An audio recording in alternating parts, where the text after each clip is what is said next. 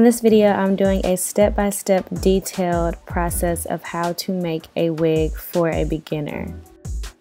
This video is sponsored by WestKiss, so thank you so much to them for sending me this hair to use and for sponsoring this video. So let's go ahead and get started. The first thing you're going to need is obviously your hair. You can use a frontal or a closure, but I'm going to be using a frontal that is in the deep wave 20 inches. And I am pairing that with 4 bundles, 2 bundles of 28, 1 bundle of 26, and 1 bundle of 24.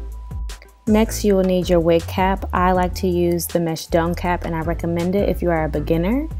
You will also need a marker, a white or metallic, that will show up on the dome cap. You will also need a mannequin head. I do recommend investing in a canvas mannequin head because it just makes wig making easier. You can get these pretty cheap off Amazon. They come in different sizes and inches based off of your own head measurements. And you can Google on how to accurately measure your head. I also suggest that you invest in a mannequin head holder. I use a tripod that provides me a sturdy base for wig making, but you can also find cheaper options available at Sally's that you can attach like to the end of a table. You will also need a needle and thread. If you are here to make one by sewing machine, you will use the needle and thread that comes with your machine. And if you are making one by hand, you need a curved tipped needle. It goes without saying that you will also need scissors. You will also need T-pins to help aid you in the construction of your wig. First thing you want to do is place the dome cap onto the mannequin head. You want to make sure that it is centered, and then you're going to use 2 T-pins to pin down the nape of the cap to mimic the hairline of your nape. Next, you want to start the foundation for your wig. So you are going to center your frontal or your closure on top of the mannequin head, on top of the dome cap, and then you are going to begin to pin it down. So you want the front of the closure or the frontal about 1/4 of an inch in front of the dome cap. After you pin the center, pinning the sides should be very easy. The only thing you need to do is just pin them straight down like so. The end of the closure should be pinned right at the end of the mesh dome cap. Now you're going to pin the hair of the frontal or the closure out of the way so you can trace the outline onto the cap. This is where either your metallic marker or your white marker comes into play. So I'm using the metallic Sharpie, and basically what you want to do is just trace the outline of either your closure or your frontal onto the mesh dome cap. After you've done that, then you want to draw the foundation for laying your wefts. So what I do is just begin drawing the line straight across, and mine do end up looking a little crooked because it was hard to do on camera, but you want to try to make them as straight as possible. Also, if you are using a sewing machine for this method, I would suggest making the lines about a finger width apart. If you are sewing them by hand, I would make them a little bit closer together, maybe like a pinky finger apart. You also want to keep in mind how many bundles you are using. Of course, if you are trying to fit 4 or 5 bundles, you want the lines way closer together. If you are only doing 2 or 3 bundles, you want the lines further apart. And like I said, I know my lines are crooked, but you want to try them to make them going straight across. If you are using a closure instead of a frontal, you want to do the exact same thing, and you would just continue to make your lines curve around the closure at the crown of the head. So this is what your foundation should look like. It doesn't have to be exactly the way I do mine, but this is what works for me. And now we are going to get into how to hand sew. So first you need some thread. I cut around an arm's length of thread, and then you want to thread one end of the thread through the curved tipped needle like so. You want to even out the thread so you can begin to make the knot that will be at the end. So this is just a simple knot that I just tie at the end of the thread, and what I'm going to do is do this twice so that it is nice and secure.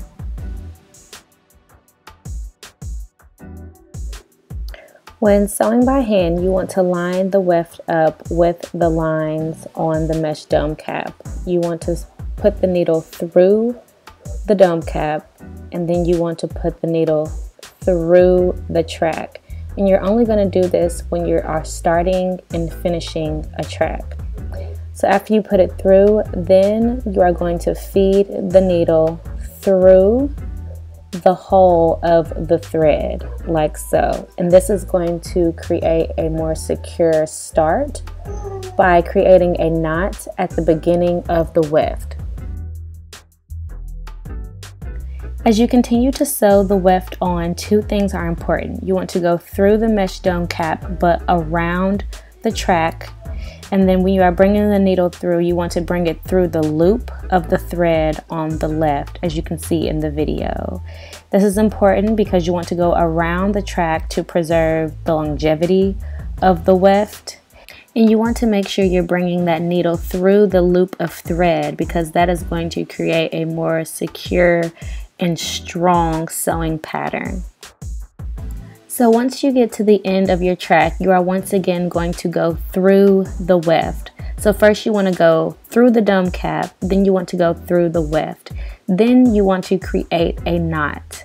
The way that I do that is you're going to wrap the thread around your needle 2 to 3 times.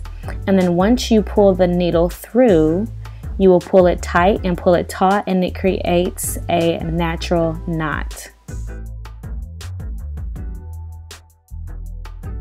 And once you finish with that, you can cut the end of the thread, and then you can cut the end of the track and start over again. So at this point, you have successfully hand sewn a track onto your mesh dome cap, and you would just continue to repeat the process until your wig is finished. So now we're going to get into the sewing machine method. If you do not know how to operate a sewing machine, I suggest you learn how to do that first before following the steps in this video. I'm just going to point out the most important pieces of my sewing machine that I use when I am doing the sewing machine method. So one of the first and most important steps when creating a wig with the sewing machine is doubling your wefts. This is just going to ensure that you fit as many wefts as you can without it looking bulky on your mesh dome cap. For this part, you want to use a zigzag pattern. So with my particular sewing machine, I'm going to choose pattern 5 in the middle. And then you double the weft and line it up underneath the presser foot, and then you're going to begin to sew. You want to do this all the way to the end of the weft, and you want to do this for all of your bundles. And this is just a different angle for you to see how the sewing process should look. Once you have finished that, then you are ready to begin sewing the wefts onto the cap. So the first step that you want to do is line up the mesh dome cap underneath the presser foot, and then you want to grab your weft and you want to line that on top of your tracing line underneath the presser foot. Once you have everything aligned, you want to put your presser foot down, and then you're going to begin the sewing process. I like to start by lowering my needle, and then I'm going to use my foot pedal to begin to sew. Also, when I'm sewing onto the cap, I'm still using the same zigzag pattern that I used to double the weft, so just keep that in mind. While sewing the wefts on, you want to let the speed of the sewing machine guide you. You can provide a little bit of tension, as you see me doing in the video, but you don't want to pull or stretch the cap because that will cause shrinking. You also want to make sure that you are pausing, ensuring that your weft is still completely aligned and that you are following the foundation that you drew with your tracks. And once I get to the end, I sew all the way through, and then I use the reverse lever to do a little bit of reverse sewing just to make the end more secure, and then I just cut the weft. And then with the sewing machine, after you cut the weft, you also have to cut the thread. So you can use your thread cutter on the side of your sewing machine, or you can use scissors. Once you've got all your wefts sewn on either by machine or by hand, then it is time to move back to your frontal or your closure. You are going to put your wig on your mannequin head, and then you're going to pin down either your frontal or your closure so you can hand sew this on. When sewing down your frontal or your closure, you want to use the same technique as I showed you when you're sewing your weft on. So initially you want to go through the end of the frontal or the closure, and you want to go through the mesh dome cap. You then want to pull the needle through the thread to create that secure start of your sewing. As you continue to sew down the frontal or the closure, you want to go through the end of the frontal or the closure, and you still want to send that needle through that hole of the thread so that it creates a secure base. When you are sewing, you also want to go through the mesh dome cap as well, so please do not forget that. You want to stitch close together so that it is very secure, and you want to continue to sew all the way around until you are finished. So this is the end result of a sewing machine made wig. If you made yours by hand, it will look a little bit different, but it should still look nice and neat like so. I also added an elastic band to mine so I could wear this as a glueless unit. I have a video on how I do that I will put in the description box below. I have also fully customized the frontal by bleaching the knots. I have also plucked the frontal to make it look more realistic, and I have cut away the excess lace. And after that, the wig is finished. Now I'm just going to show you really quickly how I would apply this wig. I typically do not use a wig cap when I am doing a glueless wig. I just put it on and do a quick melt down process. First, I'm just going to take some edge control, and I'm going to lay down the perimeter of the wig, and I'm going to lay down my baby hairs and get the hairline to look exactly how I want it. Once I've done that, I'm going to take my styling foam or mousse, and I'm going to apply it all over the hairline of the wig. Then I'm going to tie it down with a silk or satin scarf or just whatever to make it lay down. And I'm going to leave that tied down for at least 15 minutes or so. And when you untie that scarf, it should be milted, it should look like scalp, it should just be laid, okay? So this is the finishing result of the wig that we made. Once again, this hair is from WestKiss. It is beautiful, it is the deep wave. I'll put all the information about this hair in the description box below.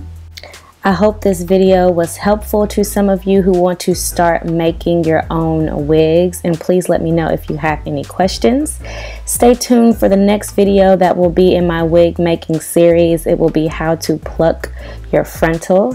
Thank you guys so much for watching. Let me know if you have any questions, and until next time.